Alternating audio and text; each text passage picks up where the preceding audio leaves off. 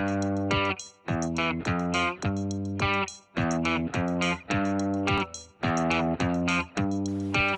there folks, so my name is Michael, and today is the first day of the 100 Days of Making Comics Challenge for me. Yes, I will be producing a small comic book. This is my first comic book that I've ever made. So if you don't already know, The 100s is an online group of artists who are taking 30 minutes out of their day, every single day, to work on a personal project for 100 days. And then most people will post these daily vlogs every day to update the rest of the 100s about what they're doing and what their progress is. And I am definitely not a camera person. But we're gonna do it anyway. So as you can see, I just moved into my apartment. It's still very Spartan in here.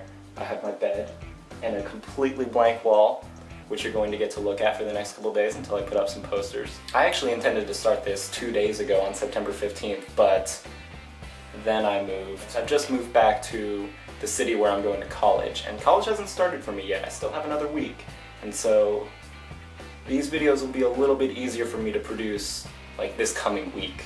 But after that, I am going to be a very busy person. So what I've got done on the comic so far, I don't have any actual scripts written.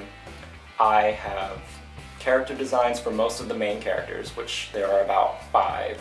I have most of the beginning issues outlined, and you know, I've been working on this story for perhaps 6 months or since about Christmas of last year. I have plenty of free writes about it, and I've thought a lot about this story, and so I really feel like I just want to go into it and make it a reality, you know? So I'm not sure how much I'm going to say about the story right at this very second. The basic outline is that it's about a genius little girl in poverty who wants to take control of her life, and so she starts an illegal business with her friends. I don't know. It's about her. Really. I mean, she's pretty much the one element in this world that's fantastical. I'm trying to make the world very, and not fantastical in like a magical kind of way, but I mean fantastical in something where if you saw it in your daily life, you would say that is really strange, that is just way out there. What I've realized is that that's all you really need, and that sometimes you can make really solid stories just by making one subtle change and thinking really deeply about the implications of it. What would the world be like from the perspective of this little girl? And how is the world going to interact with her and respond to the strange things that she does? So I've been working on the comic every day anyway for about a couple months maybe, or a month or 2, I would say. And before that I wasn't quite as dedicated as I would like. And so I did quite a bit of writing yesterday, which was good, and I outlined some of, I think, issues 3 and 4, I think it's going to end up being. And then I ended up doing some design work, which I'll probably scan in and just show you. I tried to do some mock-up covers, things like that, but I wasn't very happy with the way they turned out. And like I said, there's 5 main characters, and 4 of them are young girls, because of course the little girl would have friends who are also children. I thought it would be kind of a struggle designing for these characters, since they all live in the same place, about the same age. I had wrongly assumed that they would all just be very similar in the way that they dress, because they're all, you know, they're all little girls. But it turns out that it's really not a problem. They're already so distinct in my head that it's not very hard to think of how they would dress differently and act differently around each other. You know, how their personality is being reflected in their design. I am having some trouble with making distinct silhouettes out of my characters, which I know is really important, but my style is fairly realistic, and of course they're all basically the same character type. They're children, and so they're rather skinny and short, and so they've all just sort of got a skinny and short silhouette. And what I see in, you know, anime and things like that, where they also have lots of skinny and short characters, is that they do crazy things with colors and with the hair to make the silhouette really interesting looking. But I don't know how much of that I'm going to be able to do. But without exaggerating too much, I'm worried that there's not going to be a whole lot I can do about the silhouette besides just defining them based on height. But the problem with that is that you can only tell which one it is from looking if there are more than one there at one time. So that's kind of a problem, and I'll have to figure that out later. I plan on making design turnaround sheets for each of the characters, each of the 5 main characters. And so, you know, some basic outfits and what they look like from different angles and things like that, and maybe some expression work and things like that. I'm going to try to do an entire sheet in 1 day of a single character and just film that whole process and narrate over it, you know, explaining about the character's background and their personality and things like that. So that should be fun, but those are going to be really intensive days, I think.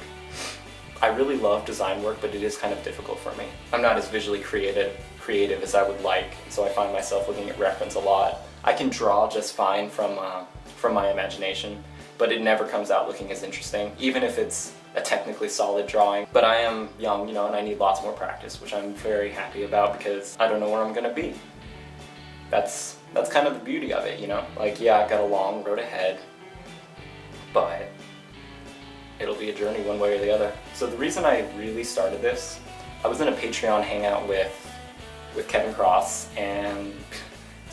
Kevin Cross, Peter Palmiotti, and Ox. This was the first time that I had ever spoken with another comic book artist or another person who was interested in comic book art, at least. I mean, of course, all three of them are actual comic book artists, and I wouldn't call myself a comic book artist yet. Maybe once I start making roughs and things like that, then I'll be comfortable calling myself a comic book artist. But at this point, I'd be comfortable calling myself a writer, a person who just likes to draw. But I've met people who are even uncomfortable about calling themselves artists in general, which, I mean, if art is the thing that you like to do and if it brings you satisfaction, I don't see any problem with calling yourself an artist. It's not saying anything necessarily about the work that you're producing.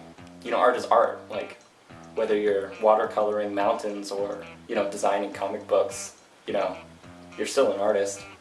There's no reason to feel shameful about what you make and not want to accept the label, I guess. But now I'm just being a hypocrite because I don't want to accept the label of comic book artist, even though that's the thing that I want to produce. Right.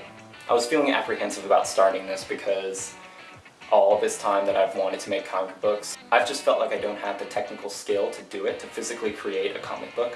I'm not saying, not even that, oh, I could make a comic book and it would be bad, but I would make one. I was thinking, like, I can't even make a comic book. There's no way that I could possibly do it at this point, That's the way I was feeling. But I spoke to, like, a lot of different artists, Cynic's Design, I asked him, Jetty from the Jetty Jet Show, and then finally Kevin Cross, actually with my voice, which is nice. I said this in the video while I was talking to him, but it really kind of hit me, like, at that point. Like, I had been told before, like, oh yeah, you should start because, you need to practice making panel layouts and thinking about things like that, like, as soon as possible. Like, very technical reasons why I should start, which are also true.